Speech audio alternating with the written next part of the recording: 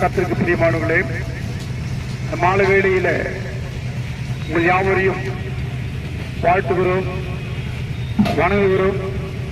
கர்த்தருடைய வார்த்தையை சொல்வதற்கு தேவன் இதனாலே எங்களுக்கு கொடுத்திருக்கிறார்.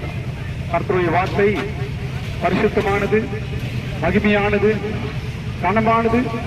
இதை கேட்கிற ஒவ்வொரு காதுக்கும் இதமானது என்று சொல்லப்படுகிறது.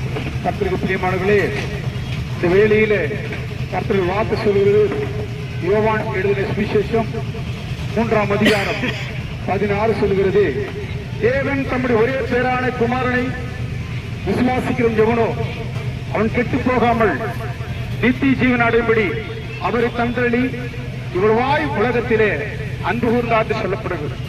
இந்த இடங்களிலே வியாபாரம் செய்து கொண்டிருக்கிற அன்பு சகோதரனே, அன்பு சகோதரியே, உன்னை கர்த்தர் ஆசீர்வதிக்க விரும்புகிறார்.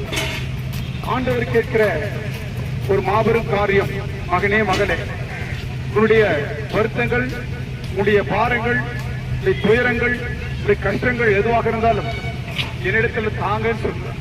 தேவனுக்கு பிரியமாக பார்க்கப்படும் பொழுது கலிவினத்தோடு வாழ்ந்து கொண்டிருக்கலாம், நஷ்டத்தோடு வாழ்ந்து கொண்டிருக்கலாம், கஷ்டத்தோடு வாழ்ந்து கொண்டிருக்கலாம். ஒரு குடும்பங்களில் இந்த கஷ்டங்கள், இந்த பலவீனங்கள் எதனால் வருகிறது?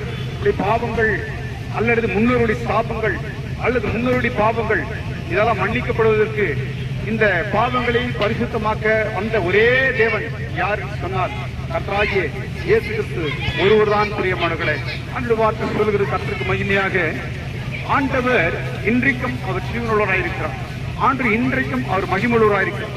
இன்றைக்கும் அவர் மகத்துள்ளவராயிருக்கிறார். அவர் நோக்கி பார்க்கிற யாவருக்கும் நல்ல ஒரு ரட்சிப்பை, நல்ல ஒரு சமாதானத்தை கற்றுக் கொடுத்து, நல்ல ஒரு மீட்பை கற்றுக் கொடுத்து உயர்த்த சித்தமுள்ளவராயிருக்கிறார். பிரியமான தேவனால கூடாத காரியம் ஒன்றுமில்லை. எந்த இடங்களில் இருந்தாலும் சரி, உங்களுடைய பாவங்களை அறிக்கை செய்யும் போது அவர் இரக்கத்தை நாம் பெற முடியும். ஏன் சொன்னால் பாவத்தை மன்னிக்க, பாவத்தை பரிசுத்தமாக்க, பாவத்தை போக்கிட வந்த ஒரே தேவன் அது யார் என்று சொன்னால் இயேசு கிறிஸ்து ஒருவர் தான். பிரியமானவர், எந்த இடங்களில் இருந்தாலும் நல்ல ஒரு ரட்சிப்பை, எந்த இடங்களில் இருந்தாலும் நல்ல ஒரு சமாதானத்தை, எந்த இடங்களில் இருந்தாலும் ஒரு மாபெரும் கிருபையை தேவன் கொடுத்து அவர் உதவி செய்யக்கூடியவராயிருக்கிறார். அவர் ஒத்தால் செய்து கூடியவராயிருக்கிறார். நீங்கள் எந்த நிலையில் இருந்தாலும் இயேசு கிறிஸ்து நோக்கி பாருங்கள்.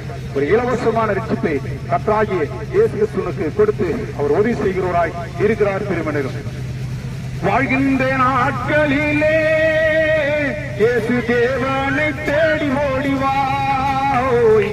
வாழ்கின்ற நாட்களிலே இயேசு தேவனை தேடி ஓடிவா.